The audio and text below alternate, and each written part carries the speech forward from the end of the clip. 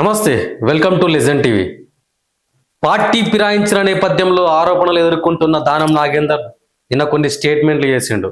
నేను కాంగ్రెస్ పార్టీలోనే ఉన్నా, నెక్స్ట్ ఏ ఎలక్షన్ వచ్చినా కూడా కాంగ్రెస్ పార్టీని గెలిపించుకునే ప్రయత్నం చేస్తా అని చెప్పేసి దానం నాగేందర్ క్లియర్ కట్ గా చెప్పిండు.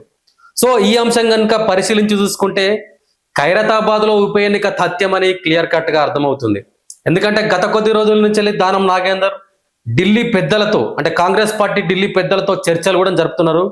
నాకు ఒకవేళ ఈ పార్టీ ఫిరాయించిన నేపథ్యంలో నాపై అనర్హత వేటు పడితే ఒకవేళ నాకు నెక్స్ట్ టికెట్ ఇచ్చే అవకాశం ఉందా, ఒకవేళ టికెట్ ఇవ్వకపోతే నాకు ఇంకా వేరే పదవి ఏమైనా ఇచ్చే అవకాశం ఉందా అని కూడా ఢిల్లీ పెద్దలతో మంతనాలు జరుపుతున్నాడు.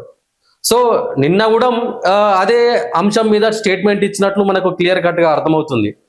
దానం నాగేందర్ ఇక్కడ బీఆర్ఎస్ పార్టీలో ఖైరతాబాద్ ఎమ్మెల్యే గెలిచి 2 నెలలకే ఫస్ట్ మన భద్రాచలం ఎమ్మెల్యే తెల్లం వెంకట్రావు జాయిన్ అయిపోయాడు కాంగ్రెస్ పార్టీలో, బీఆర్ఎస్ పార్టీ నుంచి వెళ్ళి.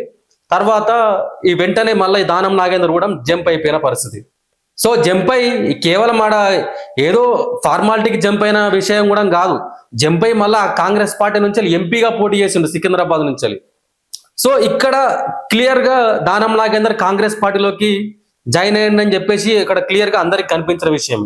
సో దీనిపైన బీఆర్ఎస్ పార్టీ అసలు ఎవరైతే బీఆర్ఎస్ పార్టీ నుంచి 10 మంది ఎమ్మెల్యేలు ఇటు కాంగ్రెస్ పార్టీలో ఏరిర్రో వాళ్ళపైన కరుడు కట్టిన లెక్క బీఆర్ఎస్ పార్టీ వాళ్ళపైన కోర్టుకు వెళ్ళింది. ఈ పార్టీ ఫిరాయించిన ఎమ్మెల్యేలను ఇష్టానుసారంగా తిట్ల వర్షం కూడా మనం చూస్తున్నాం. కేటీఆర్ గారు ఈ పార్టీ ఫిరాయించిన ఎమ్మెల్యేలపై విరుచుకపడుతున్నాడు. మీరు ఆడనా, మీరు మొగనా, మీరు ఏ పార్టీలో ఉన్నారో తేల్చుకోవాలని చెప్పేసి.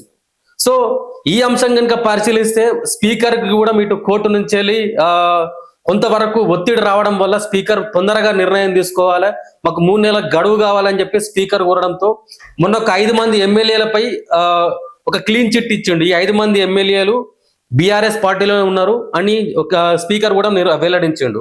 ఇంకా 3 ఎమ్మెల్యేలు ఉన్నారు, ఇంకా 3 ఎమ్మెల్యేలది కూడా మీ 2-3 రోజులలో నిర్ణయం తీసుకోబోతున్నాడు. ఇక మిగిలినది 2, దానం నాగేందర్, కడియం శ్రీహరి. అంటే ఖైరతాబాద్ ఎమ్మెల్యే దానం నాగేందర్ మరియు Kadiyam Srihari station Ghanpur MLA. So ఈ 2 పైన ఖచ్చితంగా అనర్హత వేటు పడుతుంది. ఇక్కడ ఈ 2 నియోజకవర్గాల్లో బై ఎలక్షన్స్ ఖచ్చితంగా వస్తాయని చెప్పేసి క్లియర్ గా ఇక్కడ బీఆర్ఎస్ వర్కింగ్ ప్రెసిడెంట్ కేటీఆర్ గారు పదే ఈ విషయాన్ని ఉచ్చరిస్తున్న పరిస్థితి. సో ఎట్లా అంటే ఏం జరగబోతుంది, దాదాపుగా ఇప్పుడు ఇంకా వచ్చే 2-3 నెలల్లో ఇటు తమిళనాడులో, ఇటు అస్సాంలో, ఇటు కేరళలో సాధారణ ఎన్నికలు జరగబోతున్నాయి. సో ఈ 3 అంటే ఇంకా 2-3 రాష్ట్రాల్లో కూడా ఈ సాధారణ ఎన్నికలు జరగబోతున్నాయి.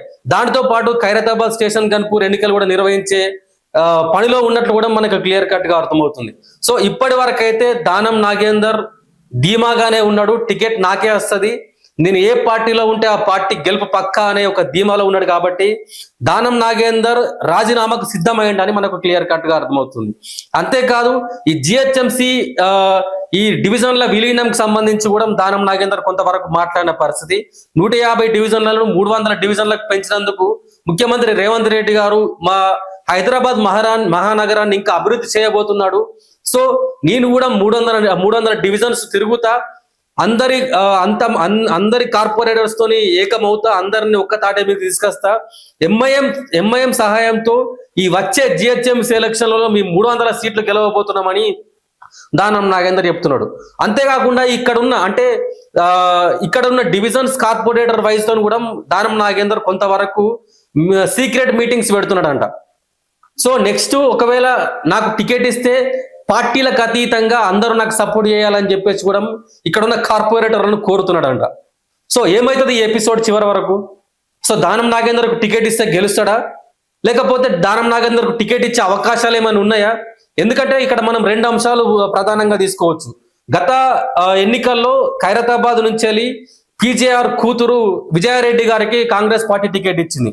అప్పుడు బీఆర్ఎస్ పార్టీ నుంచి వెళ్ళి దానం నాగేందర్ పోటీ చేసిండు. సో ఇప్పుడు దానం అంటే ఇక్కడ పీజేఆర్ కూతురు విజయారెడ్డి కూడా టికెట్ కోసం వేచి చూస్తున్న పరిస్థితి.